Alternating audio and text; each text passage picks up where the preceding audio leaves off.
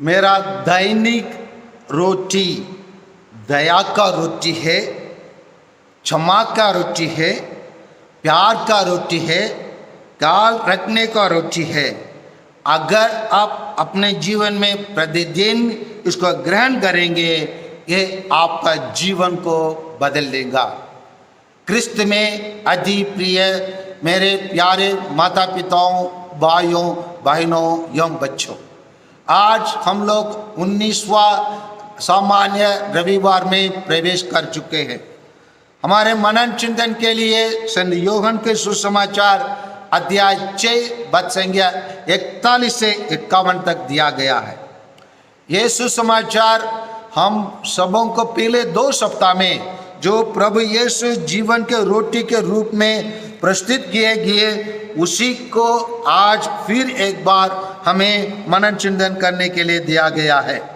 इसमें ऐसा क्या बात है, यहाँ पर हम लोग देखते हैं यहूदी लोग जब प्रभु यीशु उन्होंने कहा मैं जीवन की रोटी है, उन लोग ईसा से कहा स्वर्ग से उतरा हुआ रोटी मैं हूँ, इस पर यदि ये कहते हुए बुनबुनाते थे। क्यों बुनबुनाते हैं? क्योंकि दुनिया में जो अपने आप को नेता समझते हैं और अपने आप को क्रांतिकार समझते हैं, अगर कोई लोग उनके सोच के समान नहीं सोचते हैं, उनके विपरीत कुछ सोच लगाते हैं, उन लोग उनको दुश्मन समझते हैं और नहीं तो उन लोग उनको गिराने के लिए रास्ता खोजते हैं। इसीलिए यहाँ पर भी वही चीज़ हमें देखने के लिए मिलता है। 45 में उन लोग कहते हैं क्या यह यूसुफ का बेटा ईसा नहीं है? हम इसके माँ बाप को जानते हैं, तो यह कैसे कह सकता है मैं स्वर्ग से उतरा हूँ? यही बात उनको मुसीबत में डाल देता है, कठिनाई में डाल देता है, और उन लोग ये प्रभु यीशु को आविष्कार कर देते हैं और प्रभु यीशु को स्वीकार करना उनके लिए बहुत बड़ा चुनौती हो जाता है। और प्रभु यीशु यहाँ पर दुनिया के अन्य सामाजिक नेताओं का जैसे नहीं और राजनीतिक नेताओं के जैसे नहीं और क्रांतिकार लोगों के जैसे नहीं और आध्यात्मिक नेताओं के जैसे नहीं, परंतु अपने आप को अलग रूप से अपने आप को प्रस्तुत करते हैं। आप प्रस्तुत करके वो क्या कहते हैं? कहते हैं अपने बारे में स्वर्ग से उतरी हुई वह जीवंत रोटी मैं हूँ, यदि कोई वह रोटी खाएगा तो वह सदा जीवित रहेगा। जो रोटी मैं दूंगा वह संसार के जीवन के लिए अर्पित मेरा मांस है।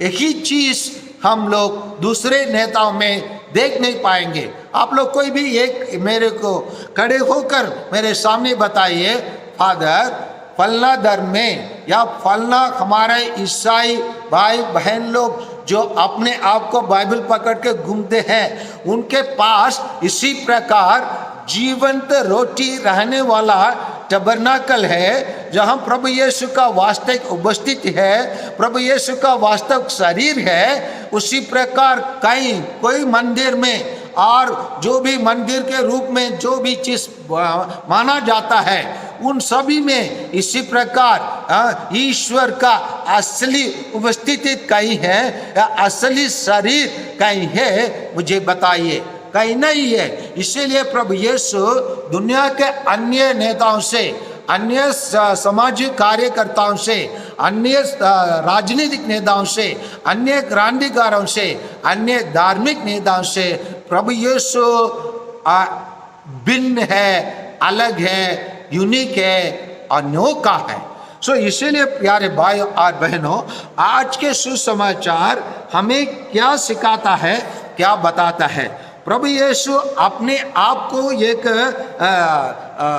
सामाजिक नेता के रूप में प्रस्तुत करके हमें सिखाता है कि हम लोग सब समाज में बराबर है और दुनिया में जो भी समाज के बराबर करने में जो बाधा रहता है उसको तोड़ देते हैं, वो बैरियर्स को वो हटा देते हैं। हटाने के कारण तो उन लोग प्रश्न करते हैं, क्या ये यूसुफ का बेटा ईसा नहीं है? समाज में उन लोग उस प्रभु यीशु जिस परिवार से आए उसका बैकग्राउंड का देख के ही बात कर सकते हैं। जैसे संसद में कुछ लोग पूछते हैं उनका जाति क्या है, उसी प्रकार तो केवल बात कर सकते हैं, लेकिन प्रभु यीशु जैसे कार्य नहीं कर सकते हैं। दूसरा है प्रभु यीशु एक राजनीतिक नेता के रूप में प्रस्तुत करते हुए वो राजनीतिक नेताओं को चुनौती देते हैं, उनका अधिकार को खतरा में डाल देते हैं और उनके भ्रष्टाचार को प्रश्न करते हैं, और इसीलिए उन लोग सहन नहीं कर पाके प्रभु यीशु से प्रश्न करते हैं। और तीसरा हम देते हैं प्रभु यीशु जब प्रश्न करते हैं और आगे बढ़ते हैं, अन्य नेताओं का कारण सुरक्षा क्या उनके और बहुत सारा सिक्योरिटी, जेड सिक्योरिटी, ए सिक्योरिटी, बी सिक्योरिटी और दुनिया भर का बटालियन आगे पेट्रोलिंग करते हुए आगे 15 गाड़ी, पीछे 15 गाड़ी, और उनके गाड़ी में बुलेट प्रूफ ग्लास लगाकर घूमने वाला ईश्वर नहीं है। हमारा प्रभु बाल में वो मृत्यु का सामना करेंगे, वो मरेंगे, दुख को सामना करना है, उसको दुख भोगना है और नेताओं के हाथ में उसको सौंपा जाएगा। इन सभी बातों को जानने के बावजूद वो हीरो के समान आगे बढ़ते हैं और क्रूस की मृत्यु को गले लगाते हैं। ऐसे गले लगाने वाला, ऐसा अपने शरीर को दूसरों को भोजन के लिए देने वाला, अपने आप को अर्पित करने वाला असली सामाजिक नेता है, असली राजनीतिक नेता है, असली क्रांतिकार है, असली आध्यात्मिक नेता है। वही चीज को प्रभु यीशु प्रस्तुत करते हैं। इसीलिए उन लोग प्रभु यीशु को ग्रहण करने में, उनके बातों को समझने में उनको दिक्कत आया, इसीलिए उन लोग बुनबुनाते हैं। यहूदी लोग उनको बुनबुनाने का अर्थ ये केवल यहाँ पर नहीं है, हम लोग निर्गमन ग्रंथ में देखते हैं जब मूसा और आरोन उनको प्रतिज्ञता के देश के आर लेके जा रहे हैं, और जब उन लोग ये डेजर्ट में रहते हैं, निर्जन प्रदेश में रहते हैं, उन लोग 16:2 में निर्गमन ग्रंथ में हम देखते हैं, इस्राएलियों को सारा समुदाय मरुभूमि में मूसा और हारून के विरोध बुनबुनाने लगा और ये कहने लगा, इसराइलियों ने उनसे कहा, हम जिस समय मिस्र देश में मांस की हड्डियों के सामने बैठते थे और इच्छा पर रोटी खाते थे, यदि हम उस समय प्रभु के हाथ पर मर गए होते तो कितना अच्छा होता। इसी प्रकार लोग शारीरिक भोजन के बारे में ज्यादा चिंतित है। प्रभु यीशु शारीरिक भोजन देने के लिए इस धरती में नहीं आए, हर एक आदमी को नहीं तो प्रभु यीशु अपने अपने घर के आंगन में एक शारीरिक बोझ को पूरा करने वाला एक पौधा लगा कर चले जाते थे, खाओ इसी को खाओ और जीवन बिताओ, 3 वेले खाओ और 3 वेले के बाद सो जाओ और पड़े रहो बोल के जा सकते थे।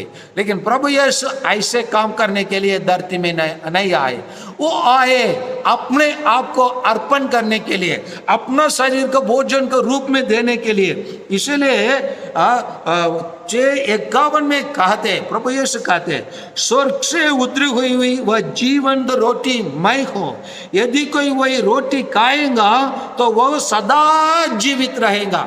सदा जीवित रहने के लिए मतलब अनंत जीवन, हाँ, आप और मेरे लिए प्रदान करने के लिए प्रभु यीशु इस धरती में आया। इस धरती में आने का मकसद, उद्देश्य का यही है, जो भी उन्होंने सृष्टि किया वो उनके समान बने। इसीलिए प्रभु यीशु कहीं भी मैं इसको स्थापना करने के लिए आया हूँ, इसी के आप लोग मेरे धर्म यही है, ये मेरा धर्म है, इस धर्म के अनुसार चलना नहीं। प्रभु यीशु क्या कहते हैं, मेरे अनुसरण करो। कैसे करो? जैसे मैं क्रूस पर मरने के लिए तैयार हूँ, जैसे मैं अपने शरीर को मैं भोजन को रूप में देने के लिए तैयार हूँ, जैसे मैं अपने आप को पूर्ण रूप से बलिदान करके आपको आनंद जीवन प्रदान करने के लिए तैयार हूँ, उसी प्रकार हम प्रत्येक जन को तैयार करने के लिए, उसी रास्ता में चलने के लिए जो मार्ग उन्होंने तैयार किया उस पर चलने के लिए प्रभु यीशु हमें बुलाया। और इसीलिए वो कहता है, स्वर्ग से उतरी हुई वही जीवन की रोटी मैं हूँ, यदि वही रोटी खाएगा तो वह सदा जीवित रहेगा, जो रोटी मैं दूंगा वह संसार के जीवन के लिए अर्पित मेरा मांस है। और मेरा मांस, उसका मेरा मांस जो कहते वो कहाँ है, वो यही टबरनाकल में, यही मंजूषा में प्रभु यीशु वास्तविक रूप में, इंग्लिश में कहेंगे रियली, ये सब्सटेंशियली, टोटली एंड फुल्ली प्रभु यीशु इसी के अंदर रहने वाला उस रोटी में प्रभु यीशु 100% वो उसमें है। इसी प्रकार हम कहीं भी कैथोलिक कलीसिया छोड़कर अन्य कोई हमारे भाई लोग जो अपने आप को ईसाई कहते उनमें नहीं पा सकते। अन्य धर्म के लोग जो सत्संग चलाते हैं, प्रभु वचन बांटते हैं, वहाँ कहीं भी केवल वहाँ कोई एक व्यक्ति बैठकर वो अपने आप को एक साधु कहकर और अपने आप को एक महान व्यक्ति कहकर, कभी कभी अपने हाथ उठाकर, कभी कभी अपने पैरों उठाकर आशीष देता है, वो नहीं है हमारा प्रभु यीशु।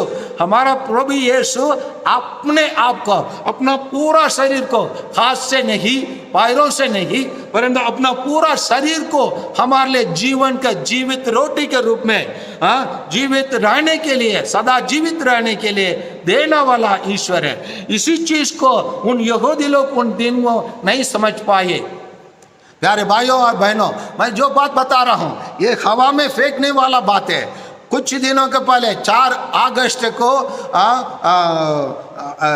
कोचीन में, केरल राज्य में सेंट सेबास्टियन के चर्च में एक 9वीं में पढ़ने वाला एक लड़की जब प्रभु यीशु को ग्रहण किया, शरीर को ग्रहण किया, वो रक्त के रूप में बदल गया। उसको वीडियो और उसको तस्वीर को इन दिनों में आप लोग यूट्यूब में और आप लोग और न्यूज़ में, समाचार में देख सकते हैं। मैं हवा में कुछ बातों को कुछ फेंक रहा नहीं, मैं असली बातों को आप लोग के समक्ष रख रहा हूँ। प्रभु यीशु किस प्रकार दुनिया के अन्य देवी देवताओं से अलग है, अन्य मनुष्यों से कैसे अलग है, कैसे he is different, he is unique, उसी को मैं बता रहा हूँ। इसीलिए मैं जोर शोर से चिल्लाकर मैं प्रभु यीशु के वाणी को आपके समक्ष में रख रहा हूँ, क्योंकि उसी में सत्य पाया जाता है। सत्य सबके पास हो सकता है, लेकिन एकमात्र पूर्ण सत्य कौन है? प्रभु यीशु है। एकमात्र पूर्ण ईश्वर कौन है? वो प्रभु यीशु है। दुनिया में अनेक सभी बहुत सारा ईश्वर में एक ही ईश्वर प्रभु नहीं है, वही एकमात्र ईश्वर है। बहुत सारे में एक नहीं है, वही ओनली वन, वही है प्रभु यीशु। वो कैसे? वो हम सभी प्रत्येक जन के मानव मुक्ति के लिए, जैसे मैंने शुरू में कहा था, वो हमारे लिए रोटी बनकर, दया का रोटी बनकर, क्षमा का रोटी बनकर, प्यार का रोटी बनकर, ख्याल रखने का रोटी बनकर हमारे बीच में आए। इसीलिए जो कोई उसको स्वीकार करे वो क्या बन सके? वो अपना जीवन का परिवर्तन कर सके, बदलकर आनंदित जीवन प्राप्त कर सके। इसीलिए कहा जाता है, when we receive the Eucharist, we get the strength for our lives, and that in the Eucharist we behold Jesus. जब हम ईश्वर को ग्रहण करते हैं, हम ईश्वर को प्राप्त करते हैं मिसा बलिदान के द्वारा। जब हम प्रभु यीशु को प्राप्त करते हैं यूक्रिस्ट के द्वारा, देन हम प्रभु यीशु को हम अपने प्रार्थना के द्वारा उनको हम सामना करते हैं। जब हम प्रभु यीशु को सामना करते हैं, उसका वचन में हम प्रभु यीशु को पहचान लेते हैं। उसका इंग्लिश में कहा जाता है, we behold Jesus in the Eucharist and we encounter Jesus in prayer and we recognize Jesus in his word. इसलिए प्यारे भाइयों और बहनों, जब ये यूकरिस्ट, ये मिसा बलिदान जो हम लोग पिछले 3 इतवार से हम मनन चिंतन करते आ रहे हैं, इस पर हम दिल से मन से भाग ले। जब हम दिल से मन से भाग लेते हैं, हम प्रभु यीशु जो कहा है उसी को हम स्वीकार करते हैं। स्वर्ग से उतरे हुई वही जीवन रोटी मैं हूँ, यदि कोई वह रोटी खाएगा तो वह सदा जीवित रहेगा। जो रोटी मैं दूंगा वह संसार के जीवन के लिए अर्पित मेरा मांस है। इसीलिए प्यारे भाइयों और बहनों, प्रतिदिन हम मिसा बलिदान में भाग लेकर, उसे यूकरिस्ट में भाग लेकर प्रभु यीशु का ग्रहण करें, जो हमारा जीवंत रोटी है। आमीन।